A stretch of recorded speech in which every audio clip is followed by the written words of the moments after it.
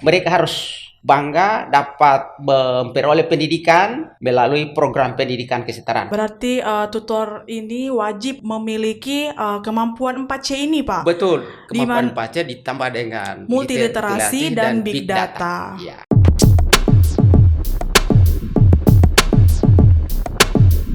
Halo sahabat Laikas, Assalamualaikum warahmatullahi wabarakatuh. Selamat datang di Laikas Podcast, layar informasi pendidikan Sulawesi Tenggara. Tentunya senang sekali saya Retnanda Putri dapat hadir menemani sahabat Laikas untuk membahas info-info menarik terkait dunia pendidikan. Namun sebelumnya saya ingin menginformasikan bahwa terselenggaranya podcast ini telah mematuhi protokol kesehatan yang berlaku.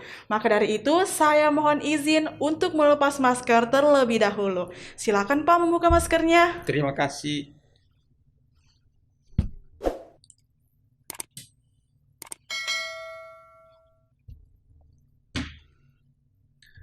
Baik sahabat Laikas, saat ini apa yang kita lihat di dunia pendidikan sangat drastis perubahannya. Pada pandemi COVID-19 ini telah menghambat proses belajar dan pembelajaran, baik pendidikan formal maupun pendidikan non-formal. Seperti yang kita ketahui bersama bahwa lanjutnya salah satu bentuk layanan pendidikan dasar dan menengah untuk mendukung wajib belajar adalah pendidikan kesetaraan. Inovasi dalam pendidikan kesetaraan harus mengutamakan pentingnya kreativitas untuk berinovasi dengan memanfaatkan teknologi dan menggunakan metode yang tepat dalam proses pembelajaran. Nah, bagaimana dan seperti apa inovasi pembelajaran terhadap pendidikan kesetaraan di masa sekarang? Pembahasan inilah yang akan menjadi tema kita kali ini. Bersama kita telah hadir bintang tamu yang sangat istimewa.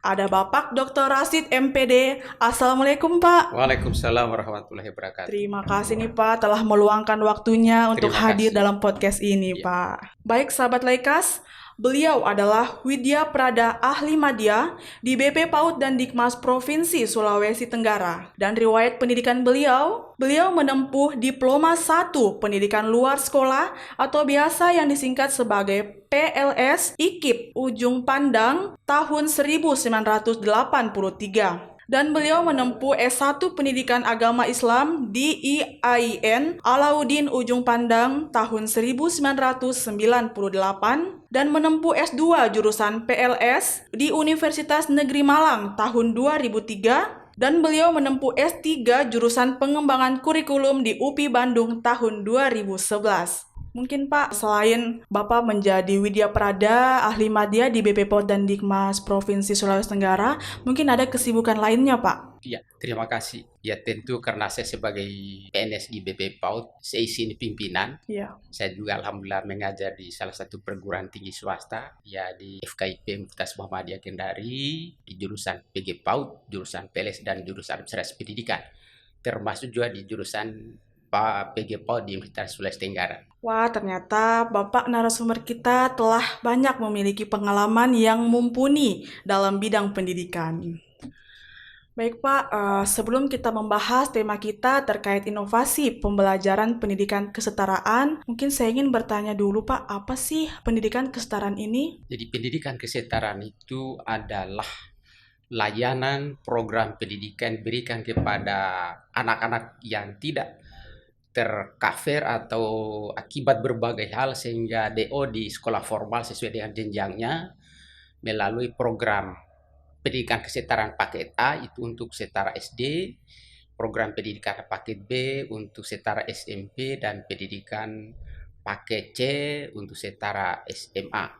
Dan ini lulusannya juga dijamin berdasarkan surat edaran Menteri Pendidikan Nasional nomor 107 tahun 2007, waktu itu Mendiknas masih Pak Bambang Sudibyo, bahwa lulusan program pendidikan kesetaraan paket C khususnya bisa mendaftar sebagai CPNS, anggota TNI dan Polri, sehingga hal ini membuka peluang bagi lulusan untuk bisa mendapatkan pekerjaan yang layak.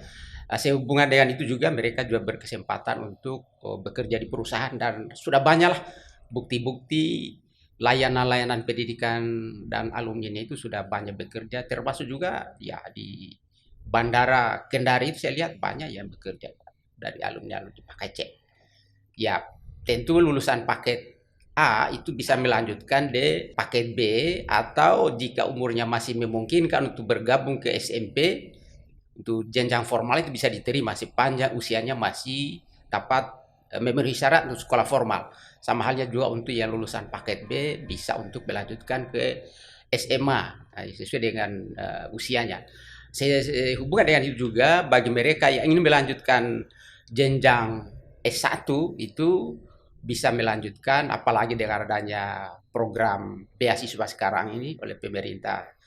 Sekarang itu ada beasiswa KIP sepanjang memenuhi syarat, tentu sesuai dengan persyaratan yang sudah terstandar Ditetapkan. nasional. Oh, Ya, iya. ya, Ya, berarti pendidikan kesetaraan ini ada paket A, paket B, paket C. betul. Nah, paket A ini untuk jenjang SD, Ya, paket B jenjang SMP, dan paket C jenjang SMA. betul. Seperti itu, Ya, Pak. ya. Dan ijazahnya diakui ya, Ijazah Pak? diakui. Jadi sesuai dengan surat edaran Menteri Pendidikan Nasional waktu masih Pak Bambang Sudibyo itu, surat edaran itu menurut saya 7 tahun 2007 itu sama, diakui sama. Jika ada suatu instansi atau satuan yang tidak bisa menerima mereka, itu bisa diklaim secara hukum oleh peserta didik. Sudah dilindungi dengan payung hukum bahwa itu mereka sama haknya dengan lulusan pendidikan formal. Baik, Pak. Kalau untuk penyelenggara dari pendidikan kesetaraan ini, Pak, siapa saja, Pak? Ya, penyelenggara pendidikan kesetaraan ya bisa diselenggarakan oleh organisasi sosial kemasyarakatan, misalkan pusat kegiatan belajar masyarakat, kemudian juga sanggar kegiatan belajar masyarakat, atau yayasan yang berbasis pendidikan untuk memberikan layanan keterpenuhan hak-hak warga negara yang belum tercover pada pendidikan formal, sehingga memang mereka memperoleh pendidikan yang layak dan setara dengan saudara-saudaranya di jalur formal. Baik, Pak. Berarti penyelenggara dari pendidikan kesetaraan ini merupakan dari SKB dengan PKBM. Betul. Seperti itu, Pak. Betul. Jadi PKBM itu salah satu programnya untuk menyelenggarakan program layanan pembelajaran paket A, B, C. Tetapi syaratnya harus memiliki tentu ya prosedural legal, memiliki nomor pokok satuan pendidikan nasional, kemudian juga peserta didiknya juga harus terdata di Dapodik. Sama halnya juga SKB. Kalau yang tadi punya PKBM itu milik masyarakat, maka di SKB itu adalah milik pemerintah, sehingga memang juga satuan itu harus memiliki nomor pokok satuan pendidikan nasional. Kemudian tentu karena ini setara, maka diselenggarakan dengan prosedur kurikulum yang berlaku sekarang ini. Ada kurikulum 2013, ya orientasi pembelajaran itu berbasis pada pengembangan kreativitas peserta didik. Baik, Pak. Lalu peserta didiknya di sini siapa saja, Pak? Ya, peserta didik ya secara berjenjang ya. Kalau yang program paket A itu peserta didiknya tentu yang belum tamat SD, baik itu akibat berbagai hal mereka putus sekolah SD, kemudian tentu mereka didaftar di SKB ataupun PKBM, kemudian memiliki pengantar. Ya, salah satu bukti otentik harus ada namanya di daftar keluarga, daftar kartu keluarga, supaya nanti begitu di data di Dapodik itu valid datanya. Kemudian untuk paket B itu yang akibat berbagai hal DO mereka di SMP atau yang belum sama sekali masuk di SMP sehingga bisa direkrut untuk masuk di program layanan paket B. Kemudian untuk program paket C itu lulusan yang mereka yang DO di SMA atau SMK, tetapi ataupun juga belum sempat mereka masuk di jenjang SMA atau SMK, sehingga memang mereka difasilitasi untuk belajarkan melalui program pendidikan paket C. Baik, setara SMA. Ya tentu ini dilakukan berdasarkan asesmen kompetensinya mereka itu. Kalau misalkan sama sekali belum pernah menempuh pendidikan SMA atau DO-nya, sehingga dilihat kompetensi apakah mereka ditempatkan di kelas 1, ya, kelas 2 atau kelas 3. Baik, Pak. Ya. Apakah ini ada batasan umurnya, Pak? Untuk secara umum, batasan umurnya itu free, bebas. Artinya sepanjang yang bersangkutan itu mau mengembangkan dirinya sebagai warga negara untuk yang dapat membantu produktivitasnya suatu bangsa, maka dia berkewajiban, berhak untuk mendapatkan layanan pendidikan, sehingga penyelenggara pendidikan kesetaraan itu terpetik PKBM, SKB ataupun yayasan bergerak di bidang pendidikan, wajib mereka memberikan layanan pendidikan. Tetapi tentu Jika ada peluang-peluang untuk mendapatkan bantuan penyelenggaraan pendidikan seperti halnya BOS Dana pendidikan BOS. kesetaraan, itu syaratnya hanya usia maksimal 21 tahun per 1 Juli tahun yang bersangkutan. Di luar itu harus dia swadaya. Jadi berarti ini tidak ada batasan umur ya Pak? Tidak ada batasan umur ya. Intinya sepanjang yang bersangkutan berkemauan untuk memperoleh pendidikan, penyelenggara tadi PKBM SKB wajib memberikan pelayanan. Nah, lantas bagaimana dengan inovasi Pak? Atau strategi apa saja dalam melaksanakan pembelajaran kesetaraan ini? Iya, untuk menarik minat peserta didik itu ya harus memang berbagai macam cara untuk bisa mereka tertarik. Ya, Nah, pertama kita lihat dulu kondisi-kondisi yang mereka gemari, ya hobi-hobinya mereka itu, hobi. ya hobi mereka. Apakah di bidang IT, kemudian juga di bidang olahraga bagi anak-anak muda, kemudian juga mungkin camping-camping, sehingga salah satu dalam model atau inovasi pembelajaran itu adalah namanya Super Camp. Super Camp itu memberikan semangat kepada peserta didik untuk diadakan pembelajaran di kemah-kemahan, apakah itu di lingkungan PKBM, SKB, sehingga mereka bisa berdiskusi langsung, mengamati alam untuk bisa memecahkan suatu permasalahan, tentu dipandu oleh tutor atau guru di bidang formal. Baik Pak, apa sih kompetensi yang harus atau wajib dimiliki dari tutor kesetaraan ini Pak? Iya, jadi tutor itu ya harus mengetahui berbagai macam. Pertama dia harus kuat memberikan motivasi kepada peserta didik. Maka yang pertama itu adalah bagaimana memberi contoh, suri teladan kepada peserta didik Peserta atau didik. bahkan masyarakat pada umumnya. Dia sebagai role model. Iya. Sehingga memang Harus berperan penting ya ya Pak? berperan penting. Seiring dengan itu ya harus dia memberi contoh kepada peserta didiknya, memilih karakter, kemudian ketakwaan, keimanan kepada Tuhan Maha Kuasa, kemudian taat kepada hukum negara, ya. Lalu yang berikut adalah bagaimana mereka si tutor ini memiliki kemampuan 4C.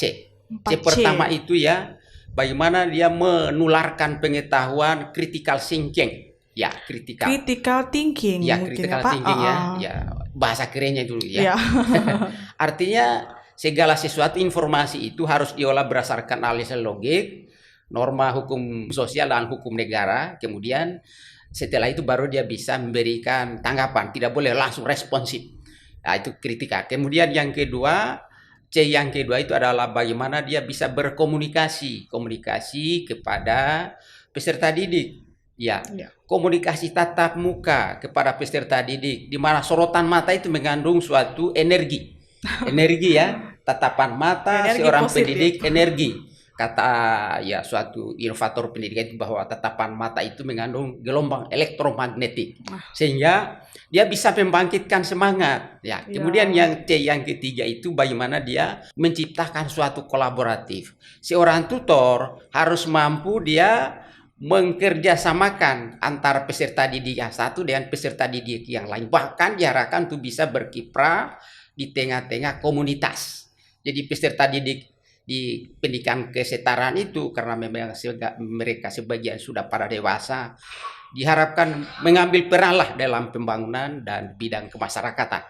Kemudian C keempat adalah bagaimana seorang tutor itu memiliki pemahaman kreativitas. Mengkreativitaskan peserta didik supaya nanti bisa menciptakan suatu produk-produk baru, kemudian contoh-contoh baru ataupun gagasan-gagasan baru sehingga bisa dia wujudkan. Seperti halnya sekarang ini kan banyak ya bisnis online, itu bisa dilakukan oleh warga pendidikan kesetaraan. Iya, Pak. Ya, inovasi inovasi itu bisa dilakukan dengan ya apakah nanti peserta didik itu bisa berintik susah sebagai angkutan online menggunakan motor. Kalau belum memiliki motor, bagaimana dia kolaborasi yang kedua tadi itu untuk kerjasama dengan pemilik motor, sehingga roh dari pendidikan luar sekolah itu adalah bagaimana memberdayakan. Memberdayakan potensi yang tadinya tidak ada sehingga bisa tercipta suatu produktivitas dari individu untuk kemaslahatan diri dan keluarganya bahkan masyarakat pada umumnya. Baik, kemudian yang berikut 4C tadi itu masih lagi tambahan dalam inovasi pembelajarannya. Tentu ada namanya multiliterasi. Ya sekarang ini masa pandemik harus dia bisa mengetahui literasi kesehatan. Tentu tidak lupa menggunakan masker. Tidak lupa membawa hand ya itu ya. sanitizer, Kemudian jaga jarak. jarak, nah, itu ya. Sehingga memang harus dia menempuh itu namanya itu literasi kesehatan. Kemudian Baik. literasi yang lain, literasi keuangan, bagaimana mengatur finansialnya. Penghasilannya hari ini harus diatur, jangan sampai lebih banyak pengeluaran daripada pendapatannya, lebih besar pasak daripada tiang. Ya, diusahakan pendapatannya itu ditabung. Ya, gunakan bahan-bahan pemerintah itu supaya dia bisa menabung berapapun. Kemudian literasi berikutnya, literasi lingkungan. Bagaimana menjaga lingkungan supaya bagus, tidak merusak alam. Iya. Kemudian literasi yang lain pada umumnya, literasi digital, bagaimana dia menguasai Teknologi. bisa menggunakan HP Android, bisa Apalagi di internet, zaman canggih sekarang ya Pak. bisa yang tadinya bisa membawa motor, mungkin suatu saat bisa membawa mobil. Nah, dengan demikian bisa nanti suatu saat juga bisa menjadi usaha di bidang transportasi online. Kemudian yang berikut tidak kalah pentingnya dalam dunia digital sekarang juga ada namanya ketersediaan data, namanya big data. Big data. Big data. Seperti halnya seseorang wajib memiliki KTP setelah usia 17 tahun. IKTP itu salah satu bagian dari big data. Jadi seseorang itu sudah terdata di mana-mana KTP-nya. KTP-nya, Ya, BPJS-nya mungkin Pak. kakaknya, Iya. bagi yang sudah menikah, termasuk kartu nikah bisa dilihat online. Ya, itu termasuk sertifikat tanah, apapun ya. Dia bisa membaca Google areanya di mana bisa, itu ya namanya big data. Berarti tutor ini wajib memiliki kemampuan 4C ini, Pak. Betul, kemampuan 4C ditambah dengan multiliterasi dan big data. Ya. Baik. Kalau untuk di pendidikan kesetaraan, big data itu seperti apa, Pak? Ya, big data dalam pengelolaan program pendidikan kesetaraan, misalkan satuan penyelenggara pendidikan seperti halnya PKB, MSKB itu harus terdata di Dapodiknya Kemdikbud, NPSN. Kalau di Depa itu namanya EMIS ya. Itu ya, tetapi kita hanya berbicara di bidang pendidikan, Kementerian Pendidikan. Ya. Kemudian siswanya atau peserta didiknya memiliki nomor ini Dapodik, Dapodik. Daftar Peserta Didik Nasional (NPSN), nomor induk siswa nasional ya.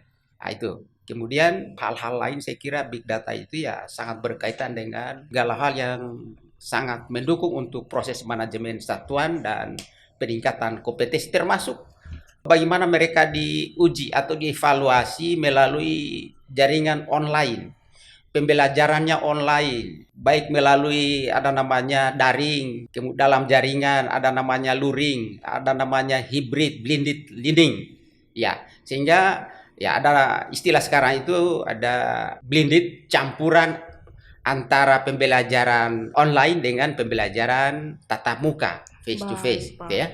Baik Pak, berbicara tentang pendidikan kesetaraan, mungkin ada regulasi-regulasinya Pak. Mungkin bisa dijelaskan Pak terkait regulasi tersebut? Regulasinya tentu hampir sama dengan pendidikan formal pada umumnya, tentu yang mengacu pada, kita lihat di pembukaan itu yang mencerdaskan kehidupan bangsa, kemudian pasal 31, negara berkewajiban untuk menyelenggarakan dan melayani memberikan pendidikan kepada seluruh warganya. Kemudian di Undang-Undang Sistem Pendidikan Nasional itu tentang jalur pendidikan pasal 13 bahwa jalur pendidikan itu dapat ditempuh dengan formal dan non formal. Ya, pendidikan kesetaraan di non formal. Kemudian bagaimana proses penyelenggarannya itu adalah konteksnya itu isi dari pendidikan kesetaraan itu di tentu standar kompetensi lulusan di Permendikbud nomor 20 tahun 2016 tentang standar kompetensi lulusan, bahwa lulusan paket A, B, C itu ya, paket A bagaimana mereka dirancang untuk bisa mengetahui, memiliki kemampuan untuk mengetahui mata pelajaran yang berstandar nasional. Ya. Kemudian untuk paket B bagaimana mereka dirancang untuk mengetahui landasan umum kehidupan kewarganegaraan ditambah dengan memiliki wawasan regional, ya misalkan Indonesia, ASEAN, Indonesia dengan negara tetangga. Kemudian kalau untuk lulusan paket C, mereka selain diberikan pengetahuan tentang akademik, juga ditambah dengan sosial, budaya, kemudian bagaimana mereka mengetahui wawasan internasional seluruh dunia. Maka dalam mata pelajarannya itu ya ada sejarah dunia, kemudian ada perkembangan terkini, itu ya. Lalu Permendikbud nomor 21 itu tentang standar isinya yang tadi itu ya. Jadi bagaimana diarahkan untuk memiliki kompetensi itu. Kemudian di Permendikbud nomor 22 tentang standar proses. Jadi proses penyelenggarannya itu bagi yang kelas 1 itu bahkan di asesmen. Di asesmen mereka, jika misalkan mereka sama sekali itu masuk inputnya itu di penyelenggaraan paket ABC itu, Iya, Pak. belum diketahui apakah dia mampu setara dengan kelas 2, maka di asesmen dulu. Di asesmen untuk mengetahui posisinya berada di mana, sehingga dia ditempatkan di kelas 1 atau kelas 2, kelas 3 sesuai dengan drop out-nya. Tapi kalau sudah lama drop out, nanti asesmen lagi disesuaikan dengan kira-kira tingkat keberapa. Lalu Permendikbud nomor 23 tentang standar kompetensi lulusan. Baik. Ya, dari lulusan tadi, maka bagi yang paket C itu bisa melanjutkan ke jenjang S1. Bagi yang mau mencari pekerjaan itu bisa melamar menjadi CPNS, menjadi anggota TNI dan Polri. Itu seperti halnya warga negara yang telah menempuh pendidikan di jenjang formal. Ya. Baik, berarti untuk perlakuannya sama halnya dengan pendidikan formal, Pak. Betul. Ya, jadi saya kembali contohkan bahwa jika lulusan paket A itu umurnya masih muda, bisa menyesuaikan masuk ke sekolah formal. Kalau misalkan usianya sudah melewati syarat formal, ya harus tetap ke paket B. Sama halnya juga paket B ke paket C. Baik, Pak. Nah, ada enggak, Pak, tantangan dalam menghadapi proses pembelajaran kesetaraan ini, Pak? Tentu tantangan itu tentu banyak ya. Tetapi ini kan tidak bisa kita pesimis. Iya. Saya teringat dengan falsafah UNESCO ya, 4 pilar pendidikan. Yang pertama, learning to know. Bagaimana memberdayakan peserta didik itu untuk belajar mengetahui sesuatu, ya. Baik. Kemudian yang kedua, learning to do. Bagaimana membelajarkan peserta didik itu untuk bisa mengakui dirinya bahwa saya ini begini, eksistensi dirinya supaya dapat menolong dirinya paling tidak ya. Kemudian yang ketiga, learning to be. Learning to be itu untuk bagaimana seseorang itu atau tutor itu membimbing peserta didik untuk bisa bekerja produktif. Kemudian yang keempat itu learning to be together. Artinya seorang tutor itu harus bisa mengarahkan peserta didiknya itu untuk hidup bermasyarakat, ya, supaya nanti mereka produktif dan bisa bersahabat, bisa menyatu dengan masyarakat. Maka keempat pilar tadi itu sangat sesuai dengan memecahkan masalah-masalah di pendidikan kesetaraan. Selain itu banyak jalur lain. Kalau misalkan warga belajar peserta didik pendidikan kesetaraan itu menambah pendidikan keterampilan, ya bisa mereka mendaftar di lembaga kursus dan pelatihan. Di PKBM juga itu selain menyelenggarakan program pembelajaran kesetaraan juga menyelenggarakan mereka pendidikan keterampilan. Bahkan ada di Jawa itu pada umumnya ada program paket C kejuruan. Jadi terintegrasi dengan pendidikan keterampilan. Karena kita di kawasan timur itu masih umumnya menyelenggarakan program pendidikan lebih orientasi pada paket C, orientasi IPS, itu ilmu pengetahuan sosial, maka itu perlu kita fasilitasi mereka dengan latihan keterampilan plus, apakah itu di PKBM maupun di lembaga kursus, atau kita kerjasamakan dengan balai latihan kerja, BLK itu luar biasa ya, dengan lembaga kursus. Baik, Pak, tadi kan tantangan dalam proses pembelajaran nih, Pak. Ya. Kalau sekarang kan kita ketahui bersama bahwa masa pandemi. Nah, mungkin di sini sangat berat lagi tantangannya, Pak. Ya. Seperti apa, Pak, tantangannya? Iya, tantangan dalam masa pandemi itu supaya mereka itu peserta didik tetap belajar, maka beberapa strategi. Yang pertama, tentu ya komunikasi melalui jaringan internet, itu pembelajaran diselenggarakan dengan model online. Ya, online. Kemudian bisa juga kunjungan tentu dengan memenuhi syarat standar protokol kesehatan, menjaga jarak, pakai masker dan lain sebagainya. Ya, itu bisa juga campuran ada hybrid learning, kemudian ada blended learning. Itu dua-duanya sangat memungkinkan untuk memecahkan persoalan pembelajaran pendidikan kesetaraan dalam masa pandemik. Baik, ya. Pak. Pembelajaran melalui online ini, Pak, apakah memang tak ada masalah? Atau peserta didiknya memang sudah tersedia medianya masing-masing atau? Iya, Jadi segala sesuatu tentu ya ada masalah, tetapi sekali lagi jangan pesimisme, harus ada usaha. Tentu semua peserta itu belum tentu memiliki HP Android, HP Android, iya Pak. apalagi harus beli paket. Jadi disiasati PKBM itu atau penyelenggara di SKB itu memfasilitasi mereka dengan layanan satu titik dengan pembelajaran online itu ya, sehingga bisa kita adakan online dan bisa campuran atau blended, sehingga proses layanan pembelajaran tetap saja berlangsung. Ya, walaupun tidak sama dengan tatap muka langsung atau praktek, tetapi diharapkan itu ya tidak berkuranglah semangat pembelajaran peserta didik. Baik Pak, tadi kan untuk mengatasi masalah-masalah ini Pak. Nah, bagaimana nih Pak solusinya bagi peserta didik yang belum memiliki media pembelajaran Pak? Jadi mereka itu ya di dalam prinsip pendidikan luar sekolah itu harus kuat-kuat kita memfasilitasi, memberikan motivasi kepada peserta didik. Iya. Jadi diharapkan mereka berkumpul satu titik di pusat-pusat kegiatan belajar atau di sanggar kegiatan belajar, sehingga bisa kita berikan layanan pembelajaran. Baik. Ya. Berarti peran tutor di sini sangat penting Peran sekali tutor Pak sangat ya. penting ya. Dalam proses pembelajaran Sangat ini. penting. Ya, Pak. Termasuk pengelola. Jadi tutor dan pengelola kolaborasi ketiga itu, peserta didik, pengelola, dan tutor. Bahkan ada masyarakat pemerhati itu yang memberikan motivasi ya. Baik ya. Pak, seperti yang kita ketahui bahwa minat masyarakat untuk mengikuti pendidikan kesetaraan ini Pak mungkin masih kurang ya. Nah, karena berbagai macam faktor, misalnya nih ada faktor ekonomi, faktor geografis, atau mungkin halnya dengan sekolahnya yang jauh ya dari rumahnya. Nah, untuk melihat kondisi seperti ini Pak, tanggapan Bapak seperti apa Pak? Ya, jadi dari sisi ekonomi ya tentu kan tadi saya katakan bahwa peserta didik itu harus terdata di Dapodi. Pemerintah alhamdulillah sekarang ya ada memberikan bantuan BOP, pendidikan kesetaraan, itu sesuai dengan Peraturan Menteri Nomor 15 tahun 2021 itu. Baik.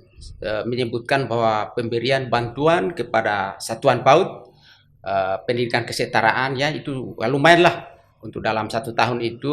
Untuk paket A itu 800.000 per orang per tahun.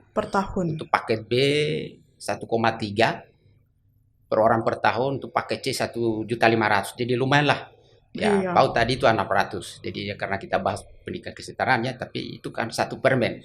Kemudian dari sisi lagi tutor juga itu ya dari sisi kesejahteraan ya tentu ada kontribusi dari manajemen tadi itu, tentu ya mereka tidak melupakan jasa-jasa tutor. Baik. Sehingga diharapkan proses pembelajaran tetap berlangsung. Nah, itu untuk menghadapi masalah-masalah yang tadi, ekonomi. Kemudian masalah geografis tadi ya, mendekatkan layanan pendidikan di mana komunitas mereka berada. Tentu titik-titik pembelajaran. Jadi misalkan PKBM jauh dengan peserta didik, tidak mutlak harus datang di PKBM, tapi mungkin bisa ditempatkan di rumah-rumah atau di tempat ibadah, sehingga mereka bisa berkumpul. Karena ya kita tahu setiap keluar itu harus menggunakan energi BBM, sehingga kita diselenggarakan oleh pengelola itu di titik-titik layanan, tetapi manajemennya tetap satuan apakah PKBM maupun SKB. Berarti dilihat lagi fasilitas terdekat ya Pak, untuk proses pembelajaran. Memberikan kemudahan layanan. Iya Pak, bagi peserta didik. Baik Pak. Terkadang nih Pak, ada juga fenomena dalam masyarakat yang ingin mengikuti pendidikan kesetaraan ini hanya untuk mencari ijazah. Nah, bagaimana nih pendapat Bapak? Jadi sekarang tidak lagi pragmatis. Harus mengikuti semua prosedur. Jadi kalau misalkan dalam sistem asesmennya itu dia hanya setara dengan kelas 1, maka dia ditempatkan ke kelas 1, kemudian berikutnya kelas 2, kelas 3. Kalau dulu ya masih offline, sekarang tidak bisa lagi, sehingga harus mengikuti semua proses. Berarti pada saat pendaftaran mulai dari kelas 1 dulu ya Pak? Kelas 1, kelas 2, kelas 3 itu ya dilihat proses pembelajarannya. Iya, tidak bisa lagi melompat. Tidak bisa nih, Pak. langsung diberikan ijazah. Tidak bisa, itu melanggar hukum. Baik. Melalui proses namanya setara, jadi harus menyesuaikan dengan mendekati aturan-aturan yang di formal. Iya Pak. Nah, Pak, berbicara tentang pendidikan kesetaraan lagi nih, Pak. Ya. Tentunya yang berperan penting di sini adalah tutor. Iya. Nah, apakah ada jaminan, Pak, untuk kesejahteraan tutor? Dalam halnya ini di sini kita sebut saja sebagai insentif. Iya, karena tadi sudah disebut saya sebagai media prada dan bekerja di BP PAUD. Iya. Pada BP PAUD itu ada namanya juga program tutor bantu Program tutor ya, bantu. kepada penyelenggaraan program Kesetaraan. di sanggar kegiatan belajar. Ya, mereka diberikan insentif atau rangsangan untuk bisa membantu Proses operasional iya. perjalanan mereka memberikan layanan pembelajaran pada peserta didik. Baik, Pak. Kalau untuk tutor yang tidak tercover, bagaimana, Pak? Ya, karena memang kuotanya terbatas ya kita di BP PAUD itu tahun ini hanya 86 orang kalau salah. 86 orang ya, Pak? 86 orang kalau salah itu ya, atau 80 lah. Baik. Jadi tidak semua tutor yang ada di sanggar kegiatan belajar itu bisa dilayani dengan bantuan tadi itu. Diharapkan situlah prinsipnya kita memberikan pembangunan sumber daya manusia itu berbuat amal, memberikan pembelajaran kepada mereka, kemudian tentu ya kita sukarela, atau bagaimana pengelola itu bekerja sama dengan pihak lain supaya nanti ada perhatian untuk memberikan kesejahteraan kepada tutor ya. Karena tutor berkaitan dengan insentifnya. Nah, mungkin masih ada lagi, Pak, yang mau disampaikan terkait pendidikan kesetaraan ini, Pak? Iya, terima kasih. Memang diharapkan pada adik-adik atau anak-anak kita yang belum menempuh pendidikan kesetaraan diharapkan untuk bergabung menyesuaikan di satuan-satuan pendidikan non-formal, PKBM, sanggar kegiatan belajar untuk bisa mengikuti program pembelajaran. Karena di program kesetaraan itu bukan hanya belajar teori, tetapi bagaimana mereka diperhadapkan dengan pemecahan masalah. Baik. Latihan keterampilan, kemudian bagaimana adaptasi dengan kehidupan masyarakat, adaptasi dengan transformasi kemajuan yang terkini, kemudian bagaimana mereka dipersiapkan untuk bersaing. Ya, akhir-akhir ini banyak itu yang lulusan-lulusan paket C itu bekerja di perusahaan-perusahaan, termasuk mereka melanjutkan pendidikan. Kalau misalkan melanjutkan pendidikan di jenjang S1 kemudian masih memenuhi syarat KIP, itu ada peluang untuk mendapatkan fasilitas bantuan pendidikan. Baik, Pak. Terakhir nih, Pak. Ya. Apakah ada motivasi untuk peserta didik dan tutor ini, Pak? Motivasi ya apakah dalam bentuk materi atau dalam bentuk imateri, tentu kita berikan dukungan.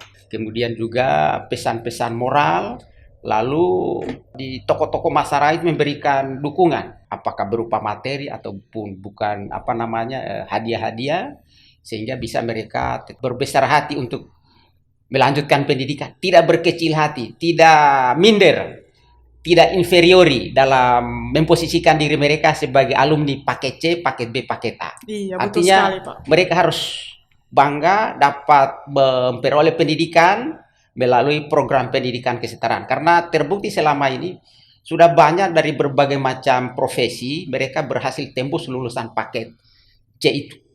Ya. Nah, baik, Pak. Nah, mungkin ini saja ya, Pak, yang bisa kita sampaikan. Sebenarnya masih banyak yang kita ingin berbincang-bincang terkait pendidikan kesetaraan ini, tapi mungkin kita dibatasi oleh waktu ya, Pak. Makasih banyak nih, Pak, atas informasi-informasi yang telah Bapak sampaikan kepada sahabat Laikas. Baik, Pak. Terakhir, sahabat Laikas, inovasi pembelajaran pendidikan kesetaraan di masa sekarang ini lebih meningkatkan interaksi di antara tutor dan peserta didik. Serta tidak bisa dipungkiri lagi bahwa pendidikan kesetaraan saat ini sudah menjadi pendidikan alternatif di tengah masyarakat. Nah, oleh karena itu, sangat diharapkan penyelenggaraan program pendidikan kesetaraan untuk memfasilitasi sarana pendukung agar kegiatan belajar dan model pembelajaran ini dapat berjalan dengan baik. Baik, sahabat Laikas, tetap ikuti episode-episode menarik dari kami dan jangan lupa like, share, dan subscribe channel YouTube kami. Saya Retnanda Putri dan Bapak narasumber kita, Rasid. Mohon pamit, kita akan kembali lagi di episode selanjutnya. Wabillahi taufiq wal hidayah. Wassalamualaikum warahmatullahi wabarakatuh. Salam Laikas. Salam.